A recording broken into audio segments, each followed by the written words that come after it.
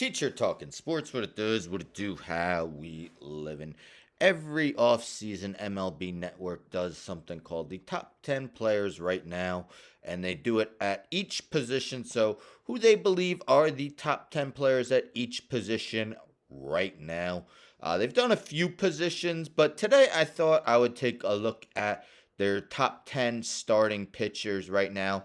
Maybe I could go over all their lists at the end. I believe the last one they're doing is February 1st when they do relief pitchers. But here are their top 10 starting pitchers right now. You see, 6 of the 10 were not ranked last season. We're starting with Garrett Cole, of course, the reigning AL Cy Young. I have no problem with him being first.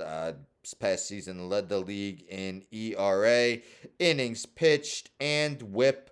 Finally won his first Cy Young after two runner-up finishes, two fourth-place finishes, and a fifth-place finish. Corbin Burns, of course, much trade rumors regarding him as he will be a free agent after the season. But in his last 4 seasons, 2026 in NL Cy Young voting, 2021 first, 2022 seventh, 2023 eighth, led the league in WHIP this past season for starting pitchers who reached the innings minimum. So third, Zach Gallen. I'm a Marlins fan. Man, do I miss him. I get it, Jazz Chisholm. Definitely has all the potential, just doesn't stay healthy. Meanwhile, Zach Gallen, part of the reason why the Diamondbacks reached the World Series, finished third in NL Cy Young voting this past season, fifth in 2022. Just one of the best starting pitchers, and this third place rank is probably around where I would have him. Fourth, Justin Verlander. He'll turn 41 years old on February 20th. Wasn't as dominant as he was in 2022 when he won his third Cy Young, but still finished with a 3.22 ERA this past season. But only 8 strikeouts per 9 innings. Far cry from what he was in previous seasons. Fifth, we got Blake Snell, one of the most scrutinized Cy Young winners I can remember. Still unsigned. Was his second Cy Young, but in 32 starts, 180 innings, so didn't even average 6 innings a start. Led the league with 99 walks, five walks per 9 innings, but still a 2.25 ERA. Led the NL and struck out 11.7 batters per 9 innings. Each of the last 6 seasons, he struck out at least 11 batters per 9 innings.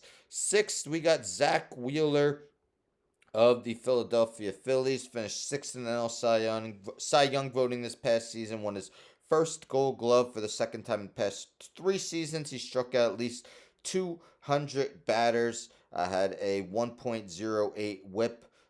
Each of the last 3 seasons has had a WHIP under 1.1. Seventh, Spencer Strider.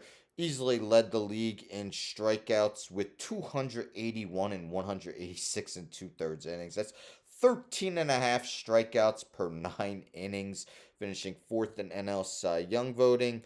Logan Webb goes to show you how much voters don't care about one loss record anymore. He went 11 and 13 this past season, was still runner up for Cy Young, and deservedly so. Led the NL in innings pitched, walked just 1.3 batters per 9 innings, had a 3.25 ERA on the season, 2.90 in 2022, 3.03 in 2021.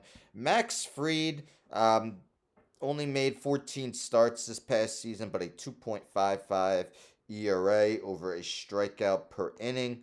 If we take a look at his last 4 seasons, he has ERAs of 2.25, 3.04, 2.48, and 2.55 in those 4 seasons. So has consistently been amongst one of the game's best. A 2.66 ERA over those 4 seasons. I might have had him higher.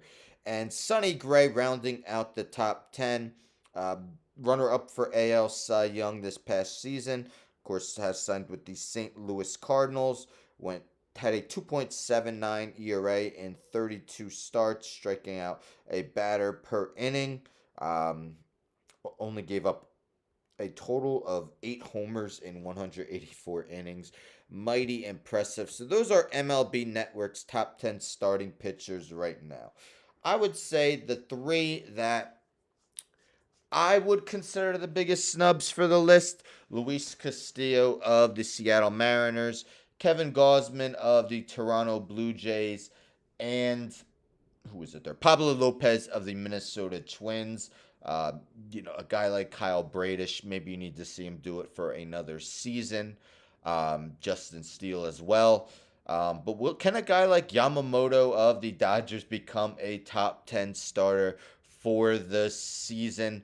Will be interesting. But what did you think of this list? What do you agree with? What do you disagree with? I really have no problem with the top three, to be honest: Cole, Burns, and Gallon. That might honestly be how I would rank them. I would, even though I know Max Fried's missed time with injuries, I might have had him higher than ninth. And while Sonny Gray's been great, I might have put one of my three biggest snubs on over him in the top 10. But again, let me know your thoughts. They've done other positions as well, and I'm going to say shortstops, they had Bobby Witt Jr. ninth. He should be definitely higher than that. I mean, I get it. The Royals weren't good last season, but Bobby Witt was an absolute stud, and he's only going to probably continue to get better. But anyhow, don't forget to subscribe. Tell a friend to tell a friend to tell a friend to subscribe. Like the video, share the video, hit the bell for notifications.